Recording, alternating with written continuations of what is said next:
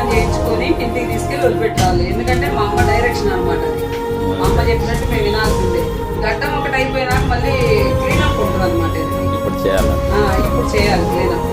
ఈ క్లీనప్ కూడా అయిపోయినాక అప్పుడు ఇంటికి తీసుకెళ్ళాలి. షాప్ పేరు ఏది ఇక్కడ? KK hair style, Narasaraopet, Palnadu road, Palnadu bus లాగే కాడ అనమాట. వేరే షాప్ కూడా పోవడం అనమాట.